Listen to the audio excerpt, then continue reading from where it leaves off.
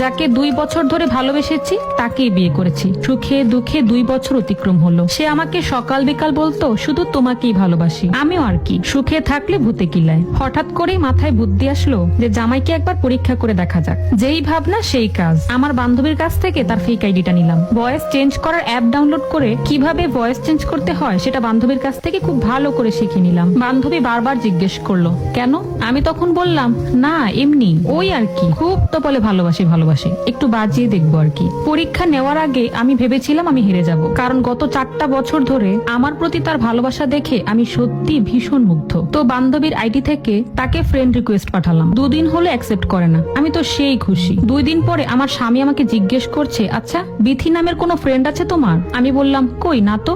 কেন? সে বলে উঠলো, না বিথি নামের একটা মেয়ে আমাকে ফ্রেন্ড রিকোয়েস্ট পাঠিয়েছে। মনে মনে ভাবছিলাম সব বলেই দিই। পরক্ষণেই মনে হলো না বলবো না, দেখি কি হয়। দেখলাম সে পরের দিন অফিসে গিয়ে ফ্রেন্ড রিকোয়েস্ট অ্যাকসেপ্ট করলো। এটা দেখে তো আমি পুরাই অবাক। তাও ভাবলাম একটা মানুষ ফ্রেন্ড রিকোয়েস্ট অ্যাকসেপ্ট করতেই পারে, এই আর এমন কি। বলা বাহুল্য এই আইডিটা আমরা 2 বান্ধবী মিলে আজ থেকে 6 বছর আগে খুলেছিলাম। আর এই আইডিটাতে ইন্ডিয়ান একটা খুব সুন্দরী মডেলের ছবি আপলোড করা হতো। আর আমার ফ্রেন্ড এই আইডিটাতে প্রচুর অ্যাক্টিভ থাকতো, যার কারণে এটা যে ফেক অ্যাকাউন্ট সেটা বোঝাই যেত না। আমার হাজবেন্ড কখনো হিন্দি ভাষা বোঝে না, হিন্দি চ্যানেলের হিন্দি নাটক তো দূরে থাক। তাই সে ভেবেই বসলো যে আইডিটা হয়তো রিয়েল। আমার হাজবেন্ড রেগুলার চ্যাট করতে থাকে। আমার স্বামী কত কিছু যে পাঠাতো, অনেক সুন্দর সুন্দর রোমান্টিক সব কবিতা, ভালোবাসার মেসেজ, ছবি, আরো কত কি। সে বাসায় আসলে আমি চেষ্টা করতাম স্বাভাবিক থাকার। সে বাসায় ঢোকার আগে SMS গুলো ডিলিট করে তারপর ঢুকতো।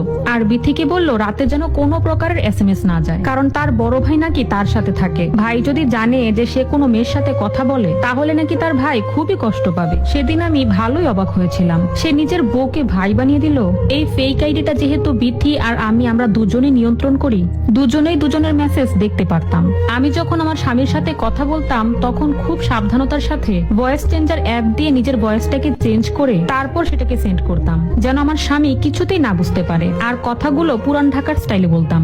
আমার সবচেয়ে বেশি কষ্ট লাগলো এটা ভেবে যে সে আমাকে যে কথাগুলো বলতো সেই কথাগুলোই মেসেজ করে পাঠাতো। কথা সবই এক, শুধু মানুষ 2টা ভিন্ন। আগে আমার স্বামী শুক্রবার আসলেই সারাক্ষণ বাসায় থাকার বাহানা করত। আমি ঠেলেও তাকে বাইরে পাঠাতে পারতাম না। আর এখন সারাক্ষণ সে বাইরে যাওয়ার বাহানা খোঁজে, আর বাইরে গিয়েই ফোনে বিথির সাথে কথা বলতো। প্রচন্ড রাগে আমার শরীর কটমট করতো। মনে মনে ভাবলাম যে দেখি কত দূর যায় উনি। মেসেজ করে বললাম চলো বিয়ে করে ফেলি। সে বলে সে নাকি 1 বছর পরে বিয়ে করবে। আগে আমাদের দেখা সাক্ষাৎ হোক। একটু টেনশনই পড়ে গেলাম। মেসেজিং তো ঠিকই করছি, কিন্তু দেখা সেটা কিভাবে করব? একদিন তো তাকে বলেই দিলাম যে ফেসবুকে যে ছবিগুলো ছাড়া হয়েছে সেগুলো কিন্তু আমার না। ফেসবুকে আপনি এই পর্যন্ত যত ছবি দেখেছেন সবগুলোই একটা ইন্ডিয়ান মডেলের। এটা শোনার পরে সে 2 মিনিটের মতো চুপ ছিল। 2 মিনিটের মতো চুপ থাকার পরে সে বলে উঠলো, এটা তোমার ফেক আইডি? আমি বললাম আরে না, আমি তো সত্যি, শুধু ছবিগুলোই মিথ্যা। সে রাগান্বিত হয়ে ফোনটাই কেটে দিল। আমি ভাবলাম যাক বাবা বেঁচে গেছি, না হলে দেখা করানোর জন্য মডেল কোথায় পেতাম। একটু পরে সে ফোন দিয়ে জানতে চাইলো কেন এমন করলাম।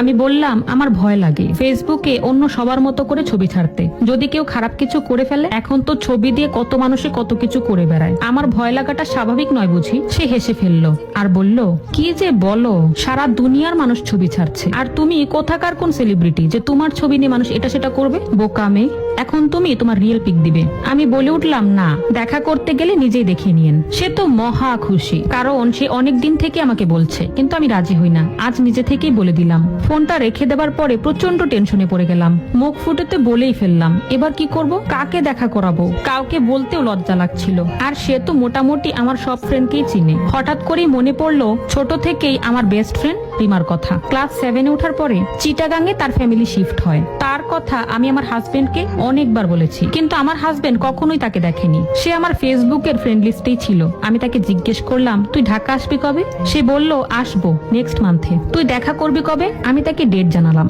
1 মাস পরে রিমা ঢাকায় আসলো। আসার পরে ডেট অনুযায়ী তার সাথে দেখা করতে যাই, আর গিয়ে তাকে সব খুলে বলি। তাকে বললাম, বোন আমার প্লিজ হেল্প কর, তুই বিথি সেজে একটা বারের জন্য তার সামনে যা প্লিজ। সে কিছুতেই রাজি হচ্ছিল না। বলতে পারেন অনেক কষ্টেই তাকে রাজি করালাম, আর তাকে সব কিছু শিখিয়ে দিলাম। পরে বিথির আইডি দিয়ে আমি হাজবেন্ডকে বললাম, কালই কিন্তু দেখা করব। সে তো মহা খুশি। তার বহু প্রতীক্ষিত কালটা অবশেষে চলেই এলো। আমাকে সকালে উঠে জিজ্ঞেস করলো, কোন শার্টটা পরবো একটু দেখো তো। আমি বললাম, বললাম, আজ কি তোমার কোনো ইম্পর্টেন্ট কাজ আছে? সে বলল, আজ আমার খুব ইম্পর্টেন্ট একটা মিটিং আছে। কথাটা শোনার পরে চোখের কোণে যে কখন পানি চলে এলো বুঝতেই পারিনি। চোখের পানিটা সাথে সাথে মুছে তাকে শার্ট চুজ করে দিয়ে বিদায় জানালাম। দিনটা আজ অনেক বড় লাগছে, মনে হচ্ছে যেন বিকালটা আসছেই না। 3টা মাস ধরে এই খেলাটা খেলে যাচ্ছি। গত 3টা মাসে শান্তি কি জিনিস আমি ভুলেই গিয়েছি। বুকটা ইদানিং প্রচুর ব্যথা করে আর খালি কান্না পায়। উফ, সে কি যন্ত্রণা! যাকে নিজের চেয়েও বেশি ভালোবাসি তাকে হারানোর যন্ত্রণা। এই যন্ত্রণাটা যে কতটা ভয়ঙ্কর আর ব্যাপক সেটা কেবল সেই জানে যে এগুলো ফেস করেছে। কিন্তু যখন প্রচন্ড কষ্ট হয় তখন ভাবি, আমার তো হ্যাপি হওয়ার কথা, আমার হাজবেন্ড তো অন্য কাউকে না আমাকেই ভালোবাসছে। আমার তখনই মনে হয় যে আমার জায়গায় যদি সত্যিকারের বিথি নামের মেয়েটা থাকতো তাহলে কি সে তাই করতো? সে কি তবে অন্য মেয়েদের সাথেও আগে এরকম করেছে? মনে আজকাল হাজারো প্রশ্ন ঘুরপাক খায়। ভাবতে ভাবতেই চায়ে চুমুক দিচ্ছি আর তার সাথে আমার সেই সুন্দর মুহূর্তগুলোর কথা মনে পড়ছে। জীবনে প্রথম প্রেমের অনুভূতি কিরকম হয় তা তো আমি তার হাত ধরে জেনেছি। আমি তখন ক্লাস 10-এ পড়তাম। খালাতো বোনের বিয়েতে যাই। খালাতো বোনের বিয়েতে যেই তার সাথে আমার প্রথম দেখা। তার চেহারা, মনোমুগ্ধকর গান, কথা কিংবা কবিতা শুনে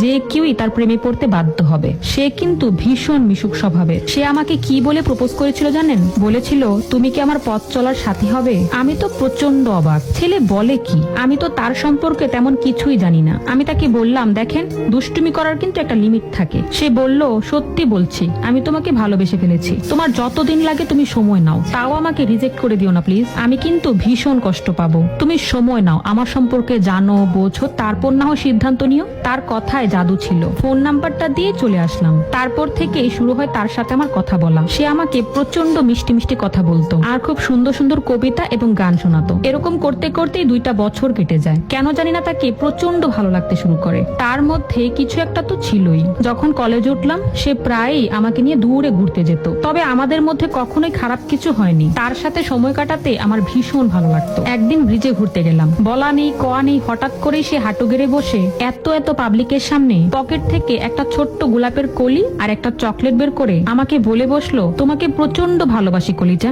সারা জীবন তোমার হয়েই বাঁচতে চাই, তোমার হয়েই থাকতে চাই। একটা গোলাপ ফুলকে যেভাবে মানুষ সাজিয়ে রাখে তার চাইতেও বেশি যত্ন করে তোমাকে আমি আমার জীবনে সাজিয়ে রাখবো। শুধু একটা বার আমাকে বিশ্বাস করে দেখো, আমার হাতে হাত রেখে দেখো, দুনিয়াকে দেখিয়ে দিব ভালোবাসা কি জিনিস। তার এই কথাগুলো শুনে নিজেকে খুব বড় পর্যায়ের সেলিব্রিটি মনে হচ্ছিল। এত খুশি লাগছিল।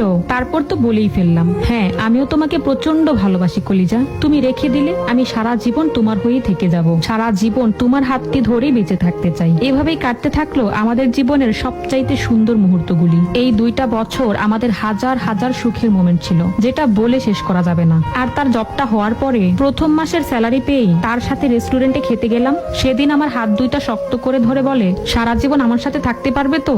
অনেক ভালোবাসবো তোমায়, কখনোই ওই সুন্দর চোখ দুটো থেকে এক ফোঁটা পানিও ঝরতে দিব না। বাবা মা আগে থেকেই জানতো তার কথা। অনেক ভালো ভালো বিয়ের সম্বন্ধ এসেছিল আমার জন্য, কিন্তু তার জন্য আমি সবগুলোই রিজেক্ট করেছিলাম। আর আমার বাবা মাও বলে দিয়েছিল যে মেয়ে যখন ওই ছেলেকে ছাড়া কিছুই বোঝে না, ওই ছেলে ছাড়া অন্য কাউকে বিয়ে করবে না, তাহলে আর আমরা এত বাধা দিয়ে করবোটা কি? মেয়ের সুখই আমাদের সুখ। তারপর বাবা মা রাজি হয়ে যাওয়াতে তেমন একটা ঝামেলা পোহাতে হয়নি। অল্প বেতনে চাকরি করা ছেলেটাকেই তারা জামাই হিসেবে মেনে নিল। ধুমধাম করে আমাদের বিয়েটা হয়ে গেল। বিয়ের এই 2টা বছরে তার ভালোবাসা আমার জন্য একটু কম মনে হয়নি। মনে হতো যত দিন যাচ্ছে ভালোবাসা যেন ততই বাড়ছে। এখন কেন জানি তার সবগুলো কথাই মিথ্যে মনে হচ্ছে। মনে হচ্ছে সে অনেক বড় একটা অভিনেতা। আমাকে সে যে ভালোবাসার কবিতা গান শোনাতো, আশ্চর্যের বিষয় হচ্ছে সে সেম কবিতা আর গান বিথিকেও শোনায়। এটা কিভাবে সম্ভব? তাহলে কি তার কাছে সব মেয়ে এক? মাথার মধ্যে হাজার হাজার প্রশ্ন। হঠাৎ করেই ফোন বেজে উঠলো। ভাবনার জগৎ থেকে বের হলাম। কখন যে 4টা বেজে গেছে নিজেও জানি না। রিমা ফোন দিয়ে বলল, আমি বের হলাম, পার্কে গিয়েই তোকে ফোন দিব, দেখিস তুই যেন আবার অফলাইন হয়ে যাস না। ফোন কিন্তু কাটবি না, আমার ভীষণ ভয় লাগছে। বললাম, ভয় পাস না, অল দা বেস্ট, বাই। বুকের ভেতরে কেমন যেন একটা ব্যথা ব্যথা করছে, বুঝতে পারছি না কি করব। রিমাকে বললাম, তুই কিন্তু তাকে বিয়ের কথা বলবি, আর তোকে যা যা বলেছি সব কিন্তু মনে রাখিস। সে যেন ভুলে বললেও বুঝতে না পারে যে তুই বিথি না। রিমা বলে উঠলো, তুই লাইনে থাক, দুলাভাই কিন্তু চলে আসছে।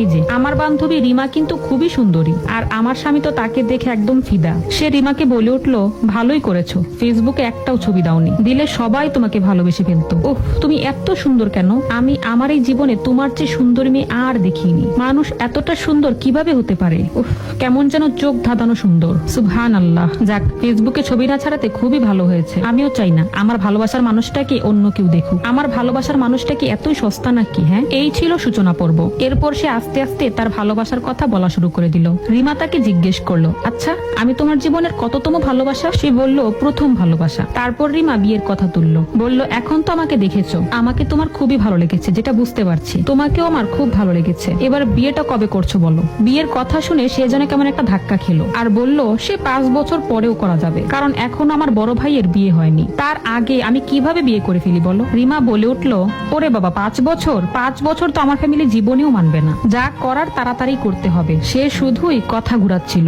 আমি কথা শুনতে শুনতেই সিঁড়ি দিয়ে ছাদে উঠছিলাম, হঠাৎ করেই মাথা ঘুরে পড়ে গেলাম। পাশের বাসার ভাবি আমার হাজবেন্ডকে ফোন দিল। সে শোনার সাথে সাথেই রিমাকে ভালো করে বিদায় না দিয়েই চলে এলো। আমি